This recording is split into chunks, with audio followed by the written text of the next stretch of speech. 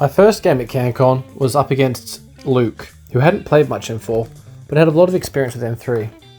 We struck a gentleman's agreement early not to use our free bashy bazooks, since that would slow us down, and neither of us were confident with the Holy Mask rules. I'll try to recite battle reports as best I can remember them. If there are gaps in my memory, I'll fill them with what seems most likely. I'll also recreate my opponent's army list as best I can. As you can see, Luke took an Andromeda with Infiltrate. He also took an Ekdremoy and a 4-man core fire team of Hector, Pandora and 2 Myrmidons. The rest of his army were mostly cheerleaders, but notably there were some more hackers and there was a missile launcher bot. Having travelled all the way to Canberra to play in the biggest Infinity tournament of the year, I was a bit disappointed to be playing on a board of simple one-tone terrain with no battle mat against a partially unpainted army, but thankfully I'd get to play on some beautiful boards against some very well painted armies later. The board also wasn't too bad to play on, at least for me, since most of my practice had been on boards with reasonably similar terrain, since this was so standard and didn't really contain any standout terrain pieces. I won the lieutenant role for the only time at CanCon, and opted to keep deployment and make Luke deploy first. This is because most of the objective points are scored at the game's end, and it's hard for the player going first to survive the opponent's last turn on the objective. I also swapped table sides, though in hindsight, I'm not sure if that was the right choice. This barricade blocks line of fire, and gave Luke a pretty solid hold on the left antenna. He deployed his main Hector fire team here on the left, and Andromeda here in the central objective room, around the tech coffin, using her infiltration. This is obviously the ITS objective room, with 4 doors here. In response to Luke putting basically nothing on my right flank, I put my killer hacking device Ryukin here, in the hope that she'd be able to activate the right antenna mostly unopposed. I like to put my carry crew opposite my opponent's main threat, because she can usually slow it down in a fairly low risk way, so I put her and her fire team here. For further protection on the left flank, I put my heavy rocket launcher Ryukin here in camo to overwatch this main lane of advancement. I erred badly in deploying my missile launcher Tanko by putting him up here, where unfortunately his line of fire was nowhere near as good as I'd hoped. It would have been excellent if Luke had advanced into my table half, but he never showed any interest in doing so. The rest of my samurai were deployed off to the right here, still within zone of control, taking advantage of the 16-inch deployment zones. Yojimbo was behind them down here, ready to pop out in the active turn and cover their advance. My Kaisotsu were deployed facing backwards in face of a parachutist, which is pretty standard procedure for me, and will pay off in this game because of Luke's Ekdremoy. In his first turn, he immediately advanced up the corridor here and activated the antenna. I revealed my heavy rocket launcher Ryukin and opened fire, but unfortunately I failed to make any impact, and Luke advanced under the cover of Myrmidon smoke from that point, which also stopped the Karakuri from getting any arrows. He then used the picture to pop a repeater down on the right here, and then he spotlit my Flamen Spear Tanko and killed it with the missile launcher bot. This at least chewed up his remaining orders. In my first turn, I cleared the repeater with the missile launcher Tanko. I had to break the fire team here to avoid activating the models that were within range of it, but the missile launcher Tanko would have taken too long to catch up to them anyway, because he needed to climb down this building. The 2-man fire team that was left contained the Kempe Tai and the Forward Reserve Domaru, and they moved to the right here. They could cover both approaches to the second antenna from the objective room and from Luke's deployment zone. Yojimbo used his irregular order to move up and pop down some crazy koalas in range of the tech coffin, just about here. My second combat group started by having the Karakuri Mark 12 fire upon the visible Myrmidon here and kill it. I used my remaining orders on my surviving Ryukin with the killer hacking device, who moved up here and activated the antenna, deployed some shock mines, and then got herself into a position to kill a hacking device any backline hackers who could advance. In Luke's second turn, he killed Yojimbo with Hector Spitfire through this doorway, and then he popped down another picture repeater on the left here. He used his missile launcher bot to fire on the Karakuri, and she took 2 wounds, and even worse, Yuriko Oda was killed by the splash despite her +3 to dodge. I had no way of repairing the Karakuri now, who was on her last wound.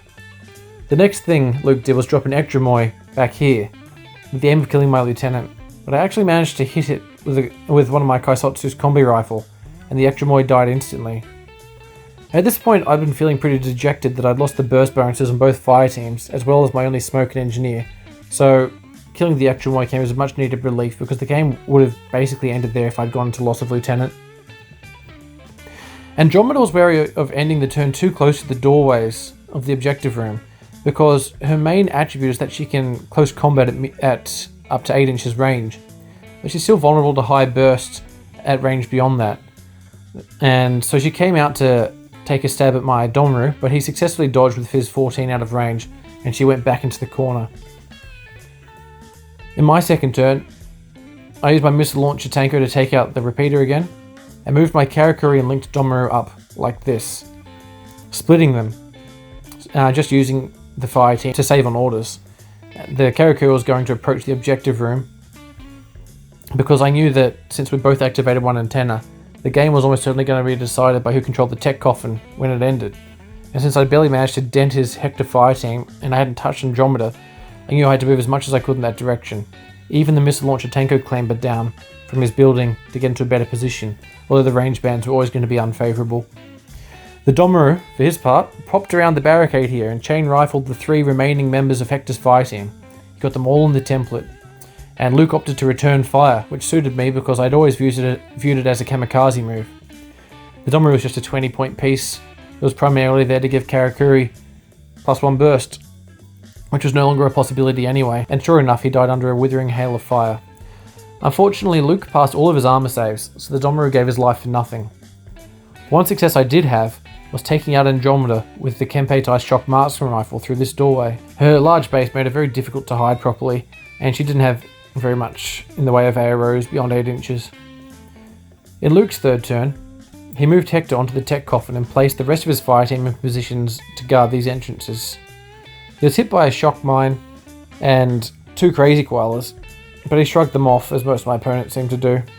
I think that was all he did in my turn. In my third and final turn, I did some calculations and realised the score was currently 5-3 against me, with 2 points each for activating an antenna each, and the additional points for Luke being in base contact with the tech coffin, and me with an antenna. I considered trying to activate and control the other antenna, but I had spent the previous turn moving my army away from it, and whoever attempted would have to survive all sorts of arrows through this corridor here. The alternative was simply to kill Hector and deprive Luke of his 3 points from controlling the tech coffin. And this was really the only approach seriously open to me given the amount of orders that I had left. Therefore, I began my turn by attacking Hector with the Karakuri through this doorway. I knew I'd only have one chance with her because to make her shot, she'd have to go through the zone of control of Pandora with her hacking device. Unfortunately, the Karakuri whiffed her rolls and ended up getting isolated, ending her turn. I only had 3 pieces left on my right flank, and since I would have to get in too close for the Kempeitai shock marksman rifle to be effective, I left him on the antenna and opted to try with the Domaru instead. He was also better in melee, which was a distinct possibility given how confined the objective room was.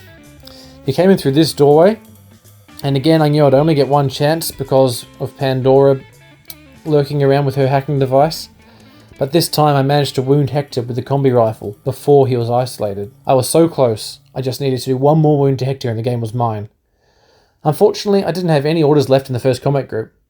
But in any case, the Rifleman was better suited to the task with her SMG and Mimetism -6 to assist in the face-to-face roll.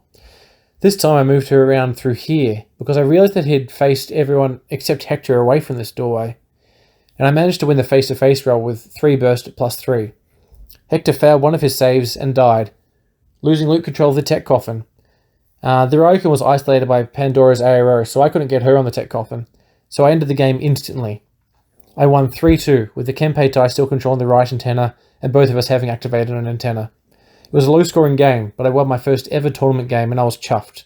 I realised after the game that Luke had been rolling +9 on his guided missile launcher attacks, because we thought guided and targeted stacked, meaning that he was guaranteed to hit, and was critting on 9 teams, which happened against my Karakuri. But it didn't really matter in the end, as I won the game anyway.